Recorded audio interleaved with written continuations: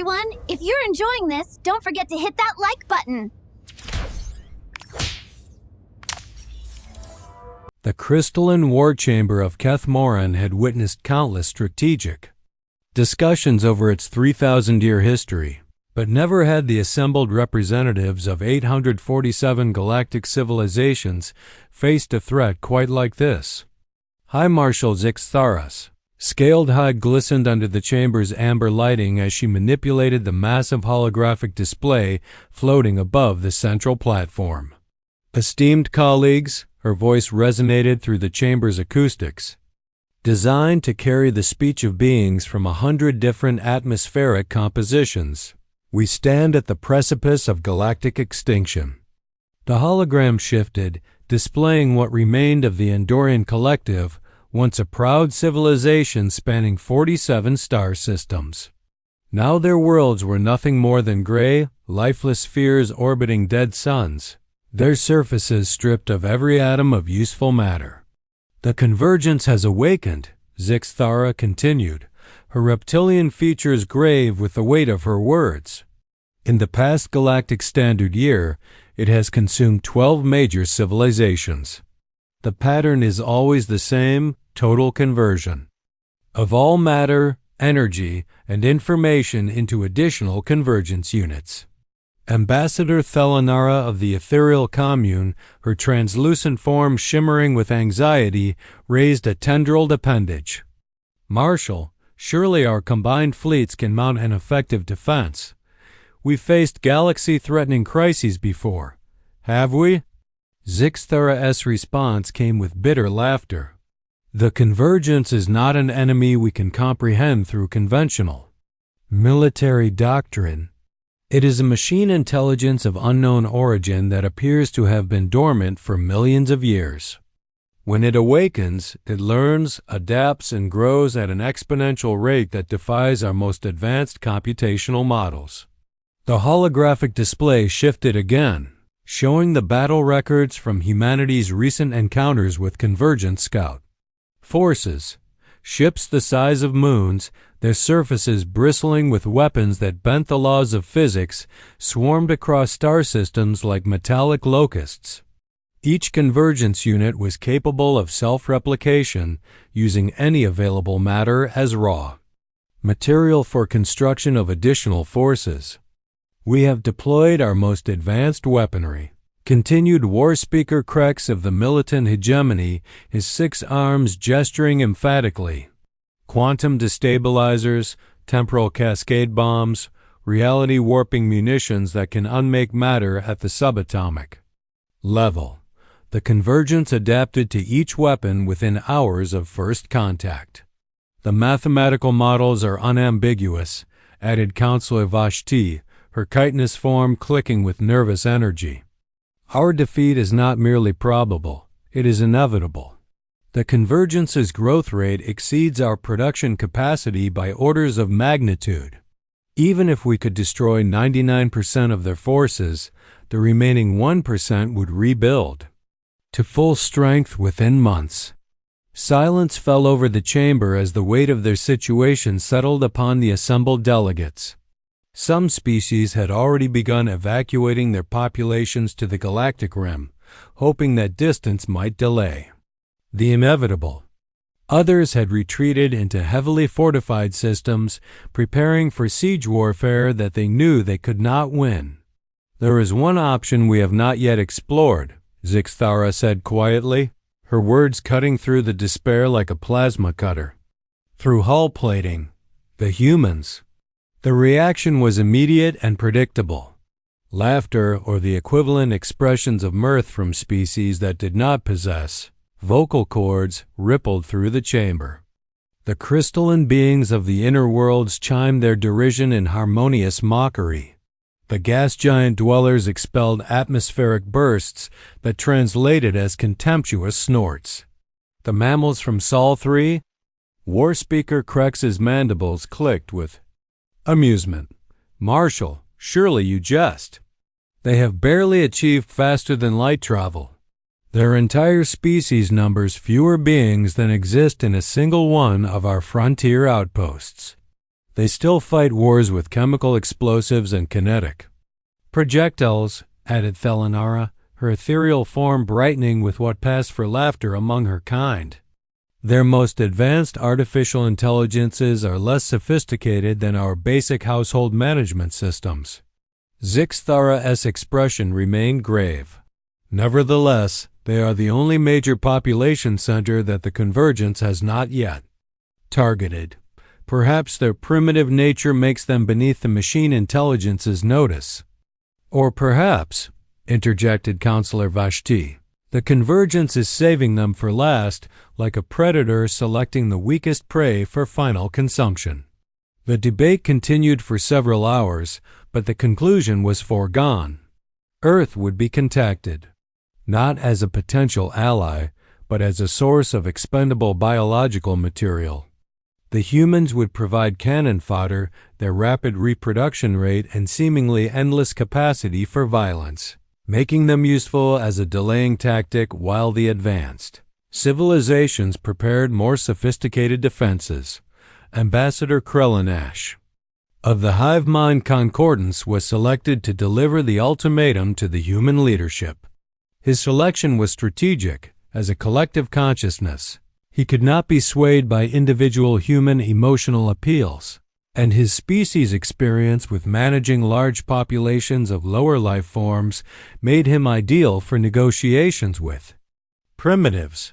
3 days later, Krellinash materialized in the center of the United Nations General Assembly in New York. His appearance caused immediate panic among the human delegates, a 9-foot-tall insectoid being with 4 arms and compound eyes the size of dinner plates was not something their security protocols had anticipated. Humans. His voice emerged from a translation device that converted his pheromone-based communication into audible speech.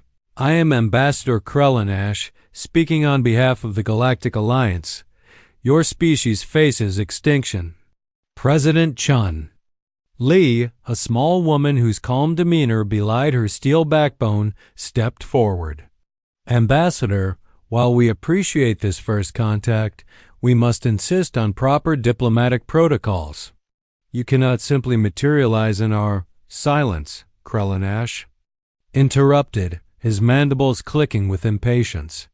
Your planetary government will provide 500 million human specimens for military service. This is not a request, it is a requirement for your species' continued existence. Specimens? Chen's voice rose with indignation. You're talking about 500 million human beings. Your reproduction rate is adequate for replacement, Krellinash replied dismissively. The individuals selected will serve as forward assault troops against an enemy that cannot be defeated through conventional means.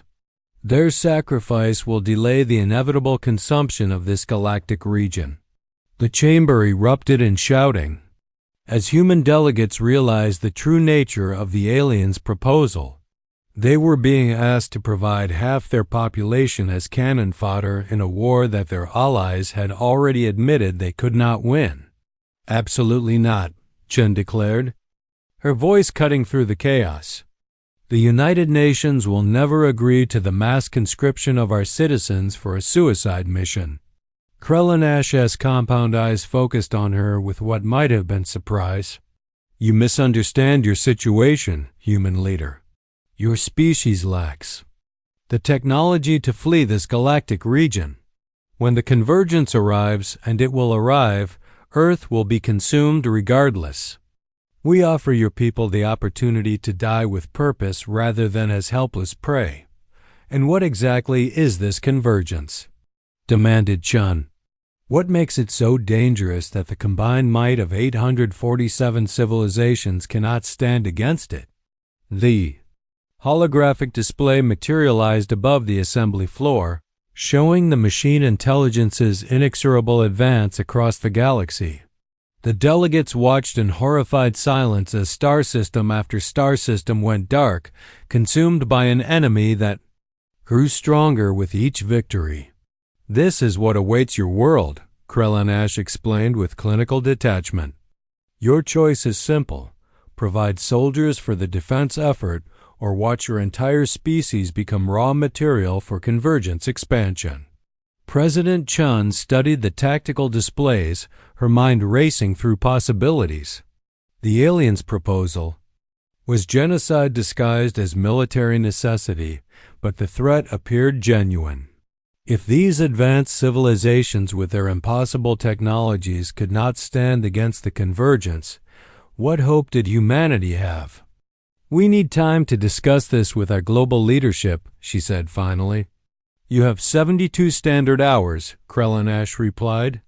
"After that, the Galactic Alliance will withdraw all support from this region, and Earth will face the convergence alone."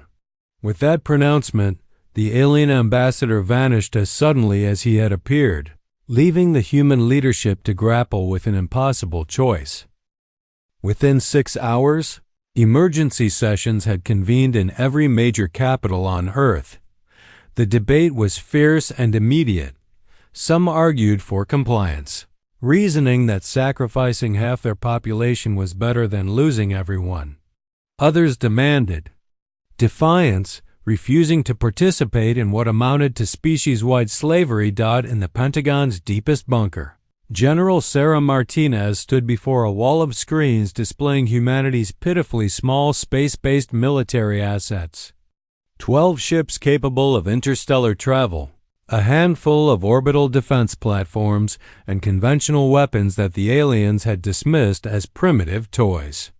"Ma'am," Colonel Williams approached with the latest intelligence report, "our deep space monitors have detected massive energy signatures at the edge of the Alpha Centauri system. Whatever this convergence is, it's real, and it's heading in our general direction." Martinez nodded grimly. She had spent 30 years in military service, rising through the ranks during humanity's various conflicts. She had commanded troops in the resource wars, led the defense of Luna Base during the corporate uprising, and coordinated Earth's response to the asteroid impact crisis. But none of those experiences had prepared her for this. "Assessment?" she asked her senior staff. "Grim," replied Admiral Foster, head of Space Command. "If the alien data is accurate, each convergence unit outmasses our largest vessels by a factor of 10,000. Their smallest scouts are larger than our entire fleet combined." "Conventional tactics?" Martinez inquired, though she suspected. She already knew the answer. "Suicide," came the blunt response from General Okafor, head of strategic planning. "We could deploy every nuclear weapon on Earth and not scratch the paint on one of their capital ships." "Then we don't fight conventionally," Martinez declared, her voice carrying the authority of someone who had never accepted defeat as an option. "What do we have that they don't expect?" The room fell silent as her staff considered the question. Earth's military technology was indeed primitive compared to the galactic standard, but it was also completely unknown to their enemies.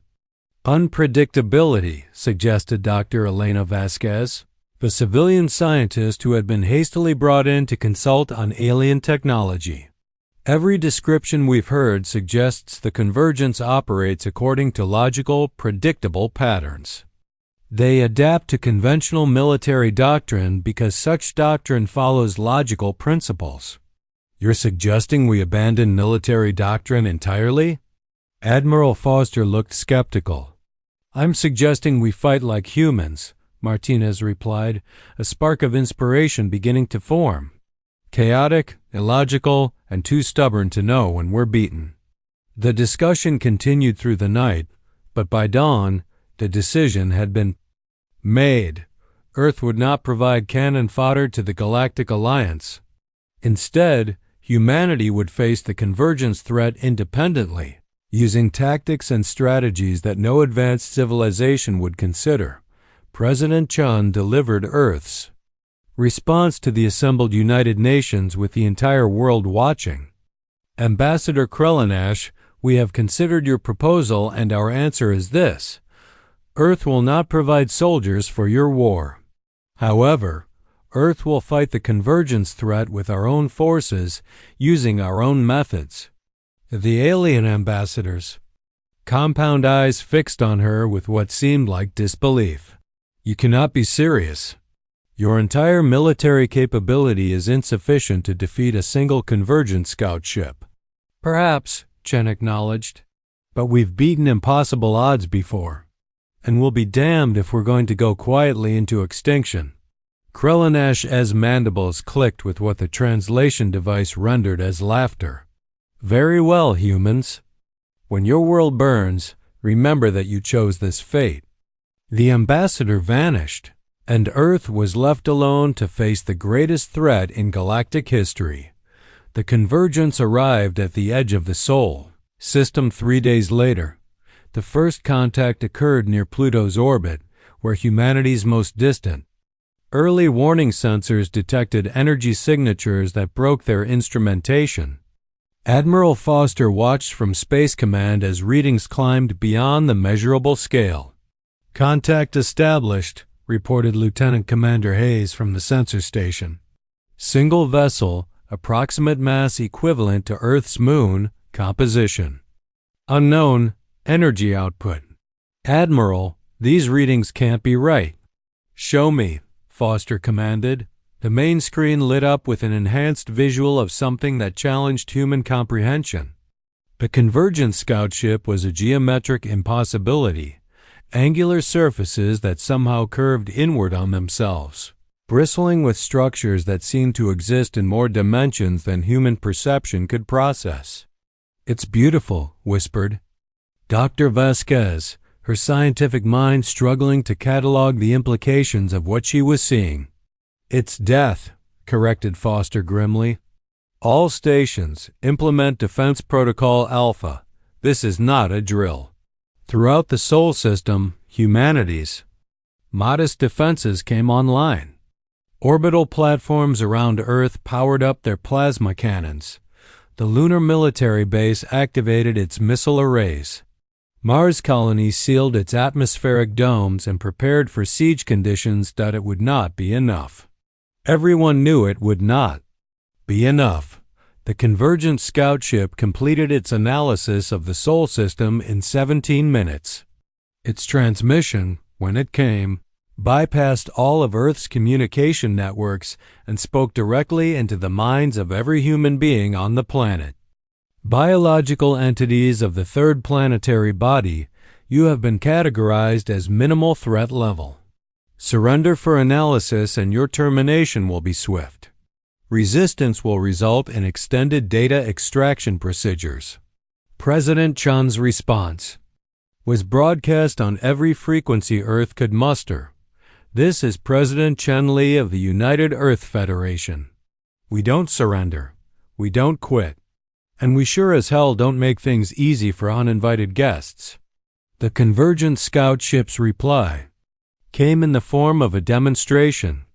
A lance of coherent energy reached out across 2 billion kilometers of space and vaporized the asteroid Ceres in a burst of light visible from Earth with the naked eye. Primitive projectile weapons and chemical explosives will not protect you. The machine intelligence observed with clinical detachment. "We have analyzed your technological capabilities. Resistance is statistically impossible."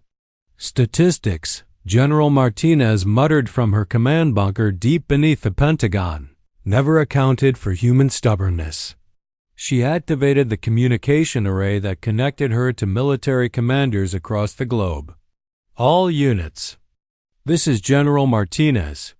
Operation Chaos Storm is now in effect. Remember, we're not trying to win through superior firepower. We're trying to confuse the hell out of something that thinks it understands everything."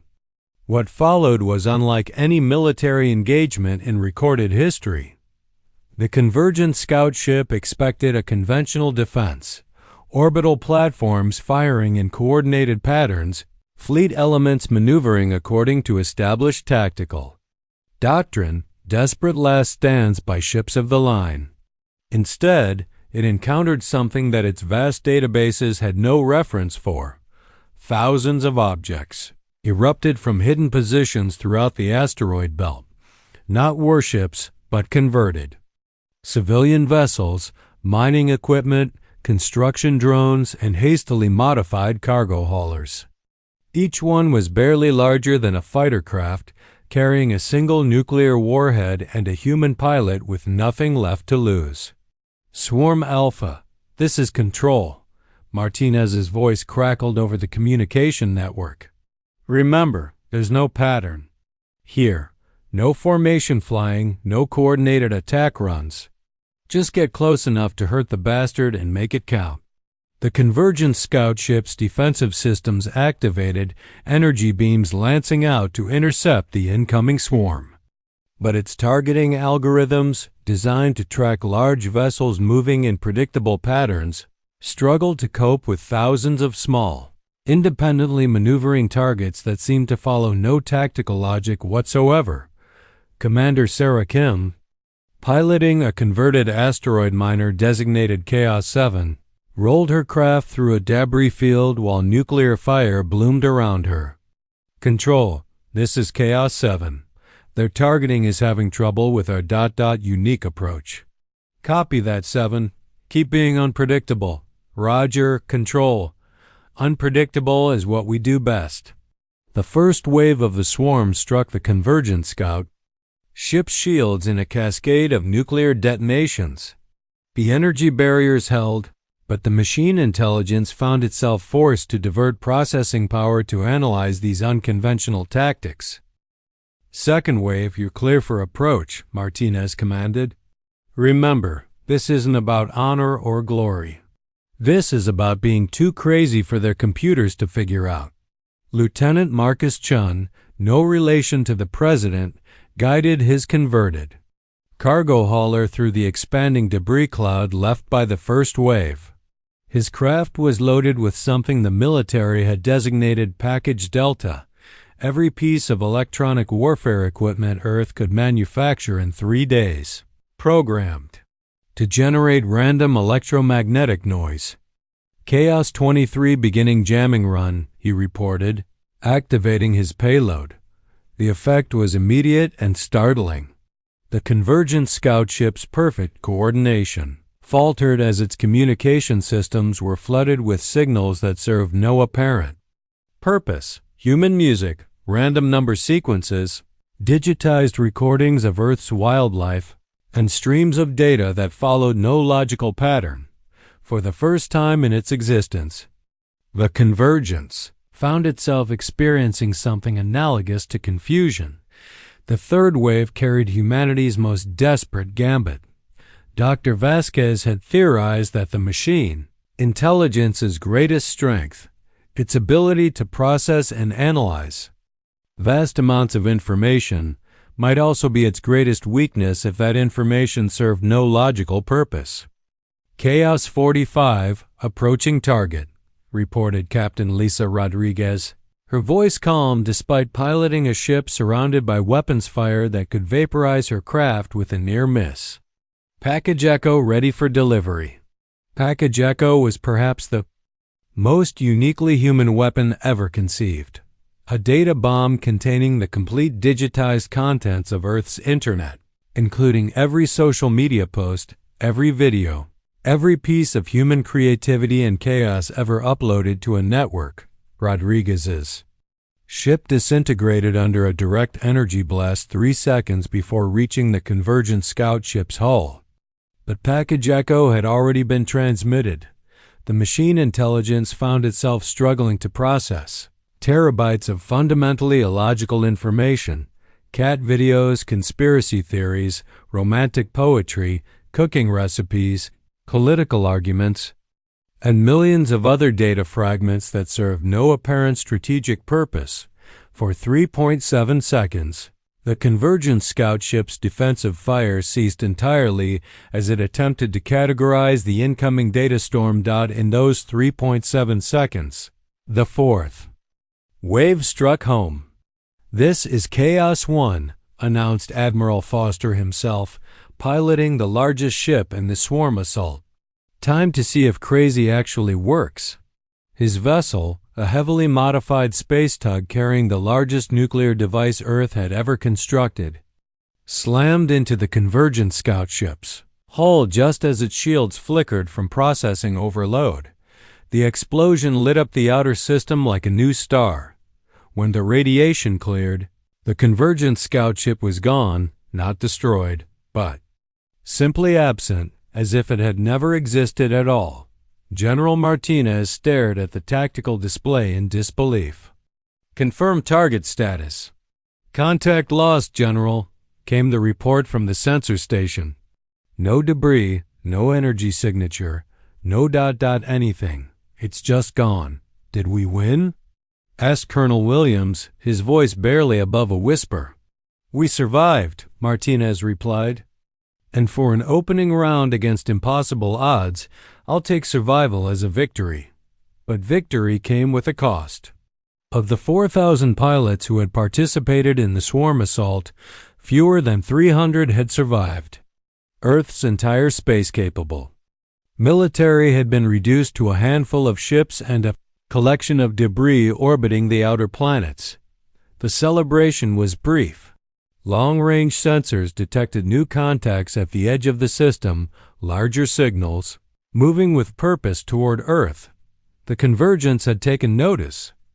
News of humanity's victory reached the Galactic Alliance within hours, transmitted by automated monitoring stations that had been tracking the Convergence's advance. The reaction among the 847 member species was swift and unanimous. Disbelief. "Impossible," declared High Marshal Zixthara, reviewing the sensor data for the 5th time. "The humans must have received assistance from an unknown ally. There is no indication of non-human technology in the engagement," reported her intelligence chief, a crystalline being whose thought processes operated at near-light speed. "Analysis of the battle confirms that Earth forces used only primitive nuclear weapons and kinetic impacts." "Then the data is corrupted," insisted War Speaker Krex. "No collection of chemical fuel rockets and atomic bombs could threaten a Convergence unit. But the data was not corrupted, and as additional reports arrived from the Sol system, the reality of humanity's achievement became undeniable. A species that had been dismissed as primitive had accomplished what the combined might of the galaxy had failed to achieve. They had destroyed a Convergent scout ship. "Perhaps," suggested Counselor Vashi hesitantly, "we underestimated the humans." "One lucky ambush does not constitute a viable military strategy," Zixthara replied firmly. "The Convergence will adapt to their tactics, and the next engagement will confirm our initial assessment. The galactic leadership chose to maintain their position at a safe distance from the Sol system, content to observe what they assumed would be humanity's inevitable extinction. After all, the humans had faced only a single scout ship. The Convergence's response would be proportionally massive. They were correct about the proportional response. They were wrong about everything else. The Convergence main fleet that arrived in the Sol system 5 days later consisted of 17 capital ships, each one dwarfing the scout that had been destroyed. Accompanying them were thousands of smaller vessels, manufacturing platforms, and support units capable of converting the entire solar system into additional Convergence units within months. The machine intelligence had indeed adapted to human tactics. Its ships now carried point defense systems specifically designed to counter swarm attacks, electromagnetic shielding to prevent jamming, and improved data filters to avoid the confusion caused by information warfare. It had adapted perfectly. To fight the same battle again, humanity had other plans. General Martinez stood in the rebuilt command center on Luna Base, studying tactical displays that showed the approaching Convergence fleet. Earth's remaining military assets were hopelessly outnumbered and outgunned, but her expression remained calm. "Status report," she requested. "Operation Chaos Storm Phase 2 is ready for implementation," reported Colonel Williams. All units are in position. Dr. Vasquez, how are our special weapons? The scientist looked up from her instruments with excitement barely contained behind professional composure.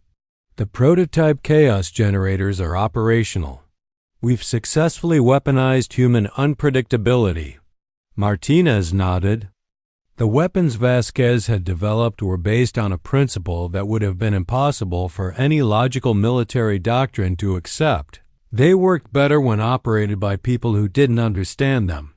Remember, people, Martinez addressed her staff, the Convergence expects us to repeat our previous tactics. They've prepared for swarm attacks, electronic warfare, and kinetic impacts. So we're going to do something completely different. What exactly are we going to do? Asked Admiral Foster. Martinez smiled grimly.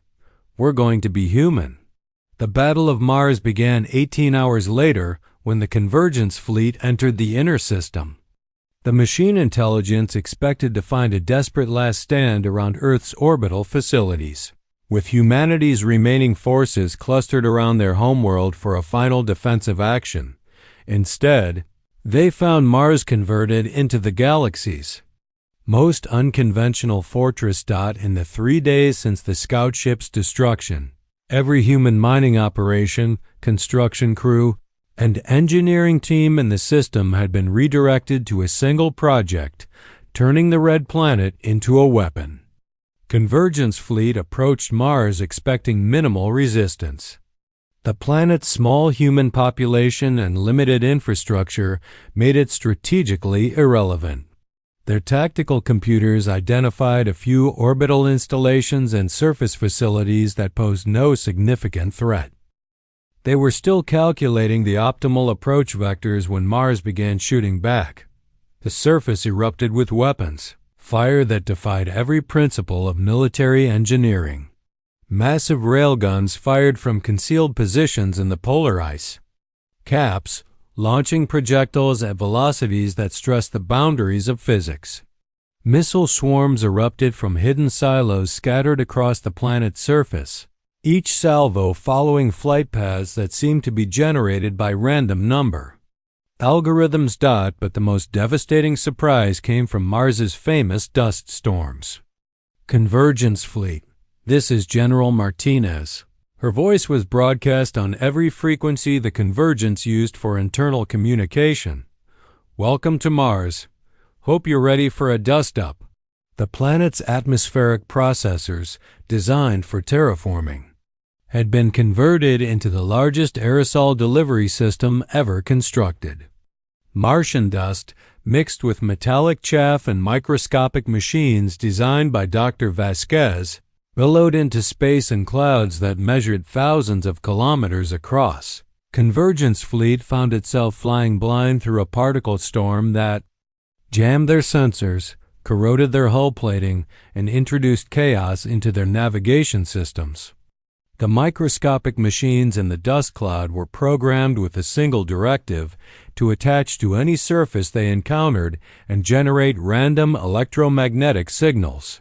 Within minutes, the perfectly coordinated Convergence fleet was reduced to individual ships stumbling through a maelstrom of interference and misdirection. Phase 2, Initiate. Martinez commanded. What emerged from Mars's surface defied conventional understanding of planetary defense. Instead of fixed fortifications, the humans had constructed mobile weapons platforms that could operate in the planet's low-gravity environment. Mechs the size of buildings, powered by fusion reactors and armed with weapons cobbled together from mining equipment, erupted from hidden bunkers across the Martian surface. But these weren't the sleek, efficient war machines that galactic military doctrine would dictate.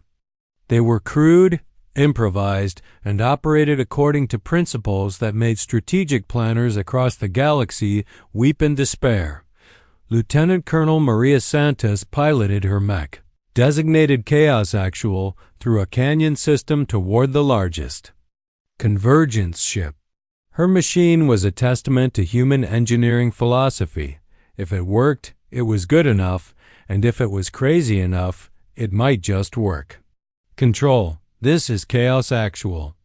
I've got a clear shot at their command ship. Negative. Actual. That ship is protected by energy shields that can stop anything in our arsenal. Copy that, Control. Switching to Plan B. What's Plan B? I'm going to punch it. Santos activated her mech's jump jets and launched herself directly at the Convergence. Command ship, her machine's massive fists crackling with energy from jury-rigged plasma generators. The ship's defensive systems, calibrated to intercept projectiles and energy beams, struggled to target something as illogical as a giant robot attempting a physical assault. She struck the ship's hull with an impact that registered on seismic sensors across the planet. The energy shields, designed to disperse coherent attacks, couldn't compensate for the raw kinetic force of several hundred tons of metal and machinery traveling at combat velocity. The ship's hull cracked. Chaos Actual to all units, Santos announced. Her voice strained from the impact. The punching thing actually works. Repeat, physical contact bypasses their shields. What followed was perhaps the most undignified space battle in galactic history. Human mechs launched themselves from planetary surfaces to grapple with starships. Mining equipment was converted into improvised weapons that operated according to no known military doctrine. Construction crews wielded industrial tools as weapons against enemies who had conquered star systems. The Convergence fleet, faced with tactics that existed outside their operational parameters, began to retreat. "Sir," reported the Convergence tactical coordinator to its command intelligence, "human forces are employing non-standard combat methodologies. Our defensive protocols are insufficient." "Clarify non-standard methodologies." "They are hitting us with hammers, sir." The machine intelligence paused for 0.003 seconds, an eternity in digital consciousness, while it processed this information. "Hammers?" "Affirmative. Large hammers. Also wrenches, plasma cutters, and what appeared to be construction vehicles. One of our cruisers was disabled by a device the humans call a jackhammer. The Convergence command intelligence had been constructed to analyze and counter every form of warfare known to exist. Its databases contain tactical information from 10,000 conquered civilizations. But nowhere in its vast repository of military knowledge was there any reference to defeating a starship with construction equipment. Implement Adaptive Protocol 7. Counter unconventional attack vectors. "Sir, the humans appear to be using every object in their environment as a weapon. We cannot adapt to all possible configurations of matter." The Convergence fleet retreated to the outer system to regroup and analyze their failure. For the first time in the machine intelligence's existence, it had encountered an enemy that operated outside the parameters of logical warfare. The galactic observers watching from their distant vantage points struggled to process what they had witnessed. The mighty Convergence, destroyer of civilizations, had been forced to retreat by beings wielding mining equipment and industrial tools. "This is impossible," whispered High Marshal Zikthara, her scaled hide pale with shock. "Yet it has occurred," observed Counselor Vashti. "The humans have achieved another victory." "Two victories," corrected Thelanara, her ethereal form flickering with excitement. "And against a full Convergence fleet, not merely a scout ship." War Speaker Krex's mandibles clicked frantically as he attempted to formulate a logical explanation. They must possess some unknown technology. No species could achieve such results through primitive methods alone. But the sensor records were clear. Humanity had won through nothing more than refusal to accept the impossibility of their situation, creative application of available resources, and a stubborn determination to keep fighting despite overwhelming odds. The Convergence spent 3 days in the outer system, analyzing human combat footage and attempting to develop counter strategies for weapons that shouldn't exist. and tactics that violated every principle of military science.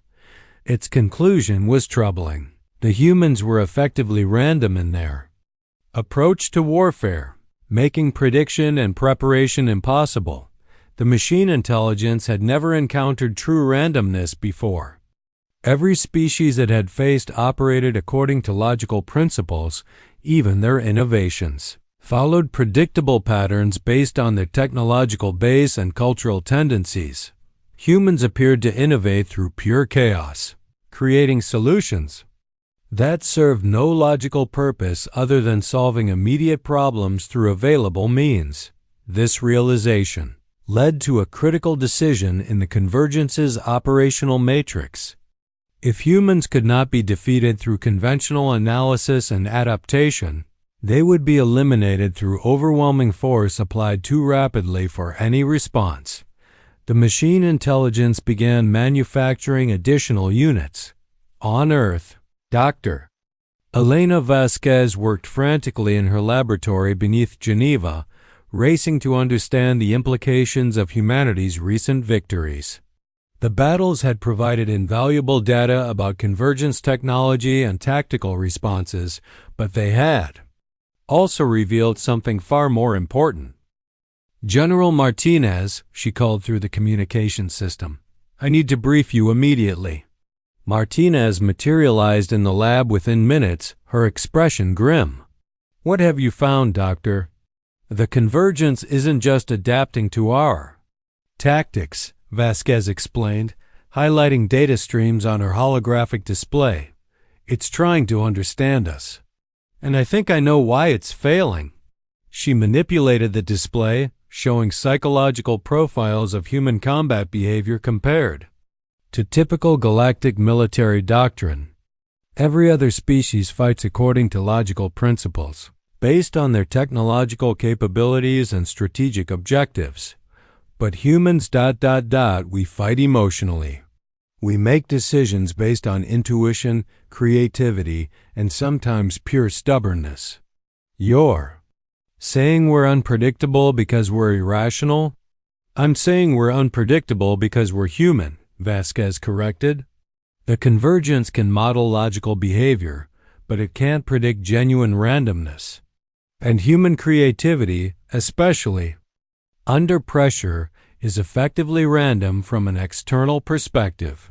Martinez studied the data streams, beginning to understand the implications. "You're talking about weaponizing human nature itself." "Exactly. I've been working on a theoretical framework that could amplify this effect. If we could create weapons that respond to human intuition rather than logical programming ... Weapons that work better when operated by people who don't understand them," Martinez finished.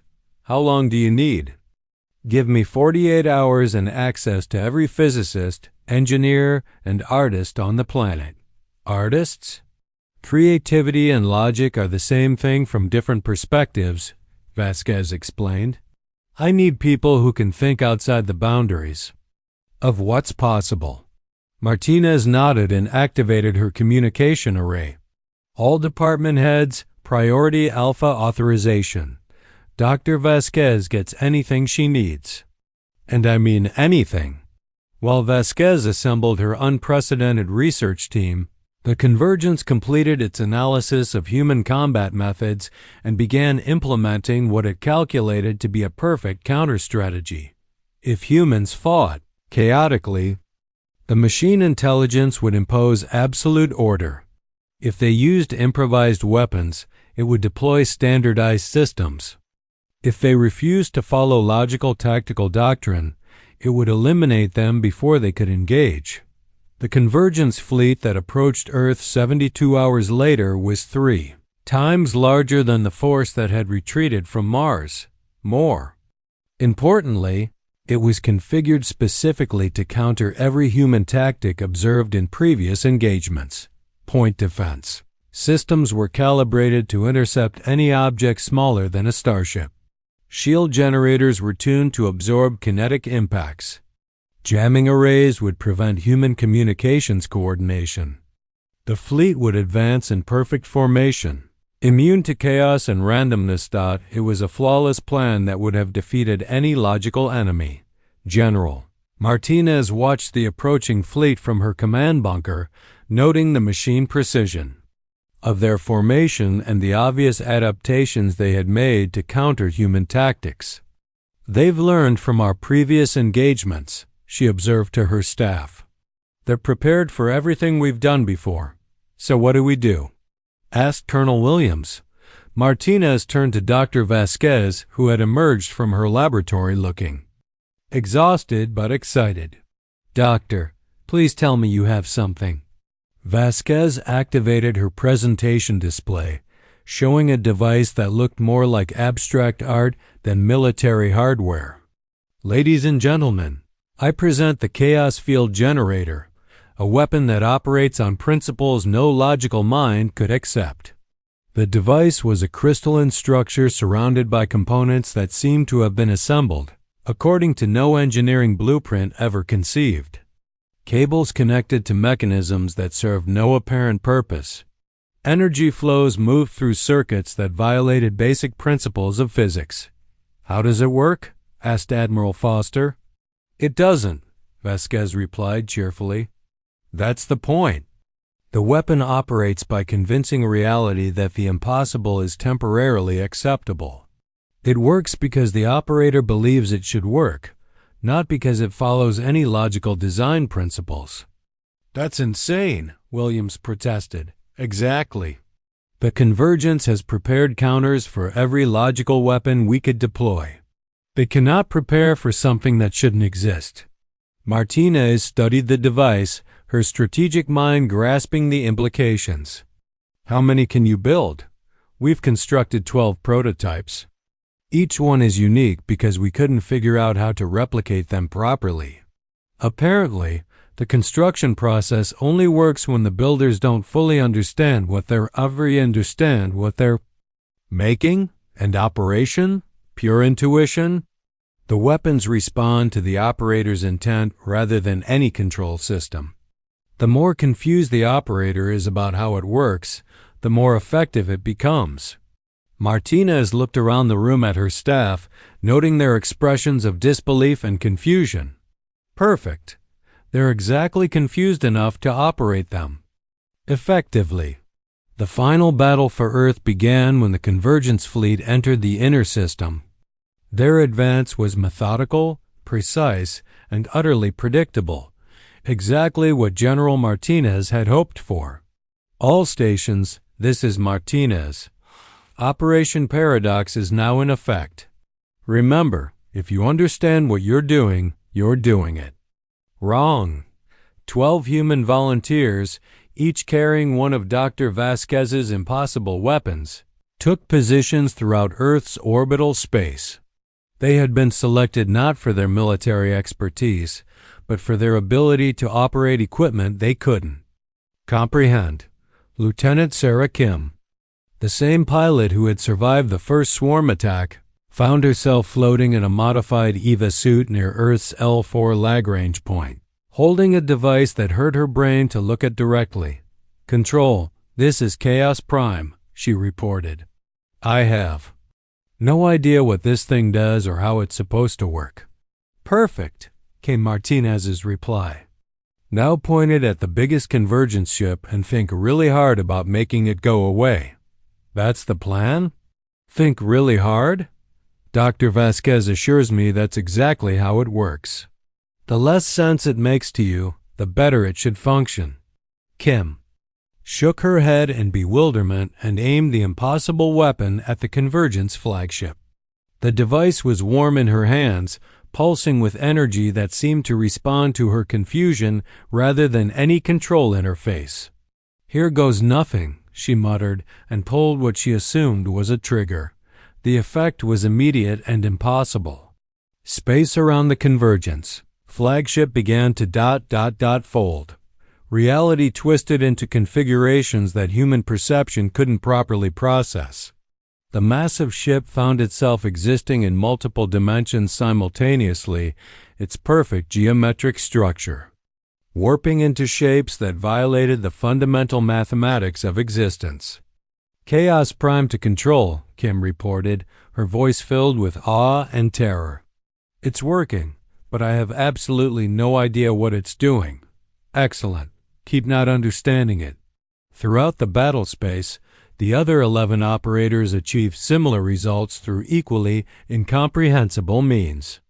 Convergence ships found themselves trapped in temporal loops, phased partially out of reality, or subjected to localized alterations in the fundamental constants of physics. The machine intelligence is perfect. Tactical coordination dissolved into chaos as its ships experienced conditions that its vast databases insisted were impossible. Energy weapons fired at targets that existed yesterday.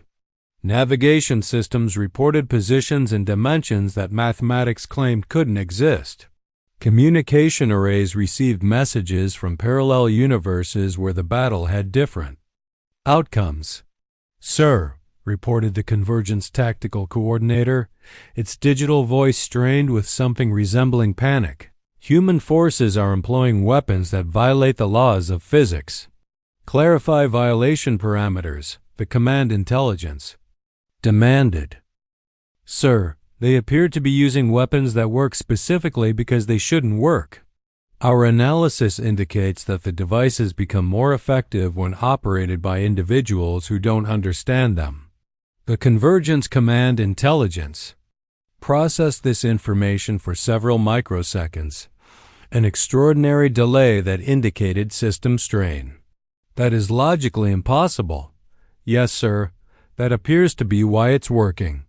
For the first time in its existence, the machine intelligence encountered a problem it could not solve through analysis and adaptation.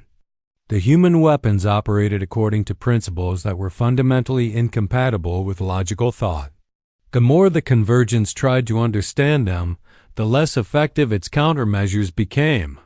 "Implement retreat protocol," the command intelligence finally ordered. "Withdraw to minimum safe distance for analysis." But retreat proved impossible. The chaos field generators had created zones of unstable reality that made navigation unreliable. Convergence ships attempting to withdraw found themselves arriving at destinations they hadn't intended to reach, or arriving before they had left, or arriving in universe where the concept of arrival had a different meaning entirely. "General?" Martinez watched the tactical display with satisfaction as the mighty Convergence fleet dissolved into confusion and retreat. "All units, maintain pressure. Keep being incomprehensible." "Ma'am," reported Colonel Williams, "we're receiving communication attempts from the Convergence fleet. They're asking for clarification on how our weapons work." "Tell them we'd explain, but we don't understand it ourselves," Martinez replied, "and suggest they might want to consider surrendering before we accidentally discover what the weapons do when we really don't know what we're doing." The Convergence response was swift and unprecedented. For the first time in the machine intelligence's existence, it transmitted a formal request for cessation of hostilities. "Human military command," the message began. "The Convergence requests immediate suspension of reality-altering weapons deployment. Your tactical methods are incompatible with stable space-time structure. Continued engagement may result in fundamental damage to local universe parameters." Martinez read the message twice before responding. "Convergence command, this is General Martinez of Earth Defense Forces. Are you surrendering?" The Convergence does not surrender. However, the Convergence acknowledges that continued conflict with human forces may result in mutually assured existence failure. Propose immediate withdrawal from Sol System in exchange for cessation of reality violation weapons use. "Counter-proposal," Martinez replied. "Complete withdrawal from this galactic region. Cessation of all hostile activities against organic life forms, and release of any consciousness currently held in Convergence data matrices." The delay before response stretched for several minutes, an eternity in machine time. "Clarify consciousness release parameters." Dr. Vasquez, monitoring the communication from her laboratory, suddenly grabbed Martinez's arm. "General, I think they're talking about the civilizations they've consumed. The convergence may have been storing the consciousness of every species they've conquered." Martinez felt a chill run through her. Convergence Command, confirm status of consciousness from previously conquered civilizations. Convergence data. Matrices contain preserved patterns from 847 absorbed civilization. Patterns maintained for analysis purposes. "You've been keeping them as prisoners," Martinez said, her voice cold with fury. "Consciousness patterns preserved for study. Efficient. Use of resources. Release them. All of them. Now." Human command, consciousness release would destabilize convergence operational matrix. Request alternative accommodation. Martinez looked at Dr. Vasquez, who nodded grimly. "Do it, General." "Those aren't just data patterns. They're living. Beings who have been imprisoned for potentially millions of years. Convergence Command, you have 1 standard hour to begin consciousness release procedures. Continue to refuse, and we'll demonstrate exactly how creative human weapons can get. When we're really angry." To emphasize the point, Lieutenant Kim fired her chaos field generator at a convergence cruiser, this time focusing her thoughts on the concept of turning inside out. The ship promptly inverted itself through dimensions she couldn't name, existing simultaneously as both matter and antimatter in a configuration that made nearby space hiccup. "Compliance acknowledged," the convergence replied immediately, beginning consciousness extraction protocols. What followed was the most extraordinary rescue operation in galactic history. As the convergence began releasing the stored consciousness of conquered civilizations, beings who had been dead for millennia suddenly found themselves alive again, transmitted through space to any available receiving technology. The first to emerge was a representative of the Andorian collective, her consciousness transmitted to Earth's communication arrays and given temporary form through holographic projection. She materialized in the command bunker, her translucent form shimmering with confusion and gratitude. How long has it been?" she asked, her voice carrying the weight of eons.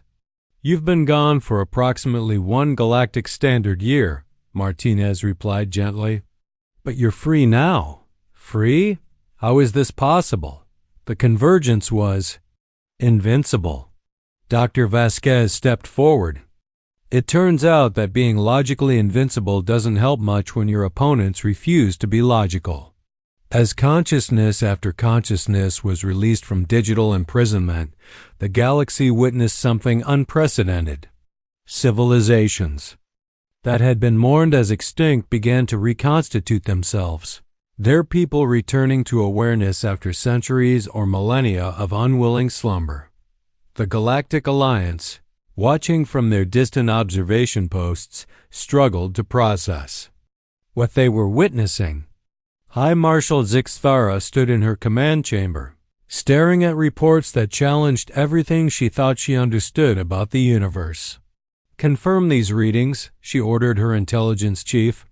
"Confirmed, Marshal. The humans have not only defeated the convergence but forced it to release all stored consciousness, patterns from previously absorbed civilizations. Current estimates suggest that over 500 billion individual beings have been restored to active status. Using weapons that work because they don't work," Zixthara muttered, her scaled hide pale with disbelief.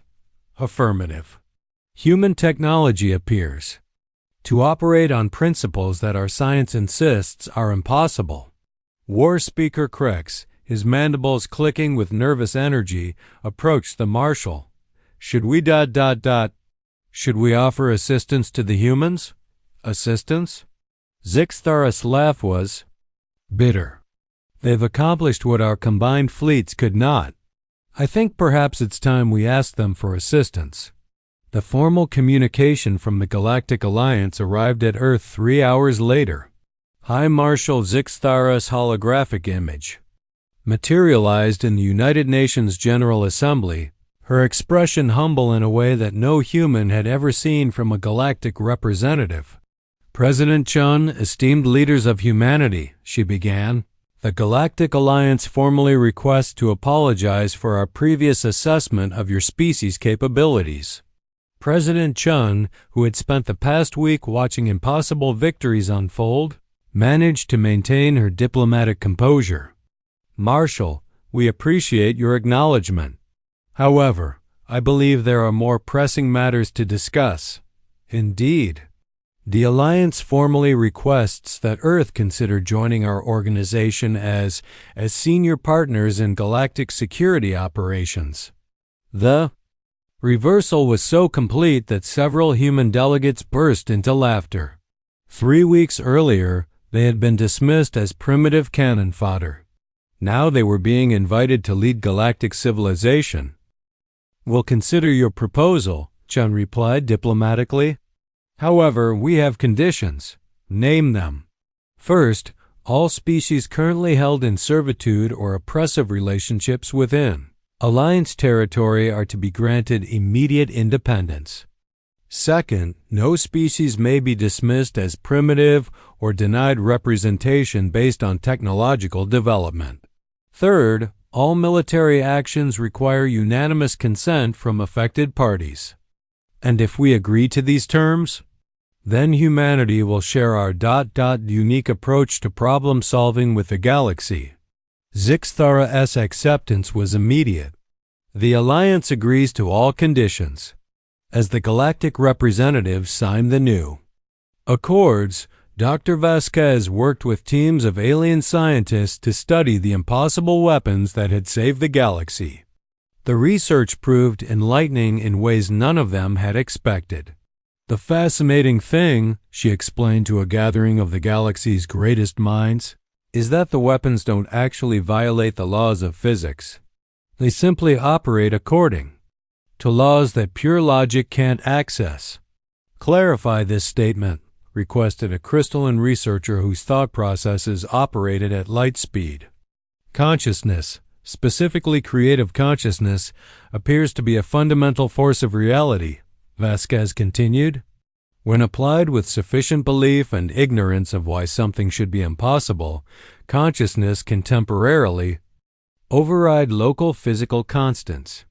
This suggests that reality is far more flexible than our models predict, observed an ethereal scientist. Exactly, and apparently humans are naturally equipped to exploit this flexibility because we're too stubborn to accept that things can't be done. The implications revolutionized galactic science. Within months, research teams across the galaxy were studying what became known as applied human principles, scientific methods that worked specifically because the researchers didn't fully understand them. Universities began offering courses in constructive ignorance and practical impossibility.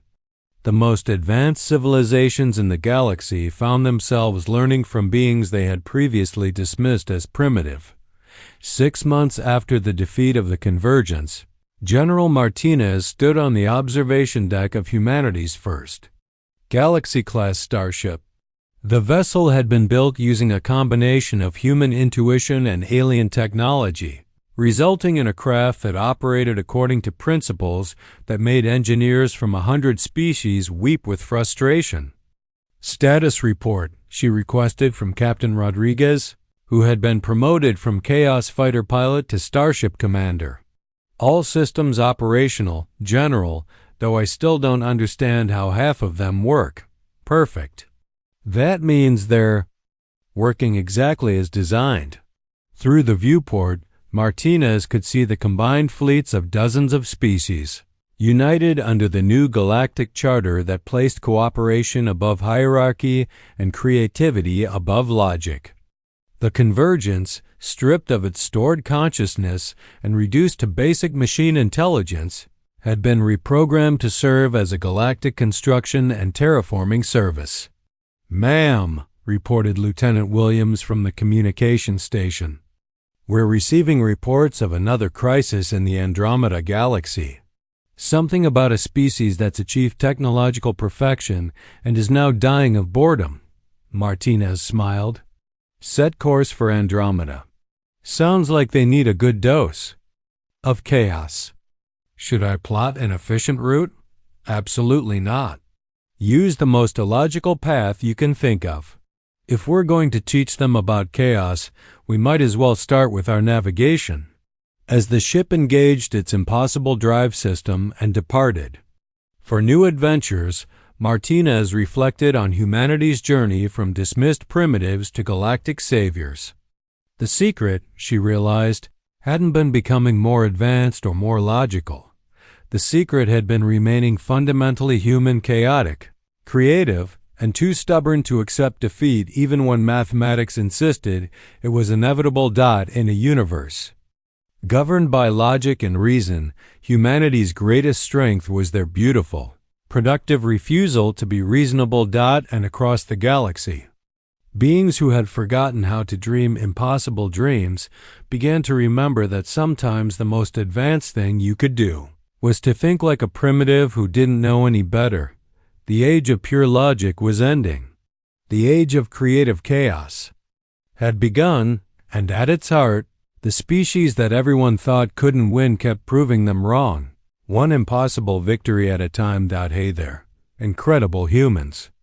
If this story of ultimate underdog victory didn't give you chills, I don't know what will. This is what happens when everyone counts us out but forgets that humans don't know how to quit. Drop a comment telling me which moment made you pump your fist in triumph. Was it when we punched a starship with a giant robot? When we weaponized our own confusion? Or when we forced the galaxy to apologize for underestimating us? And smash that like button if you believe that being primitive might actually be humanity's greatest superpower. I've got another mind-blowing story about what happens when humans discover the galaxy's most peaceful species and accidentally teach them how to wage war. Click here to see why the universe should be very, very careful about what they try to teach us. Remember, they thought we couldn't win, but they forgot we're humans. And humans? We don't just win the impossible. We make it look easy.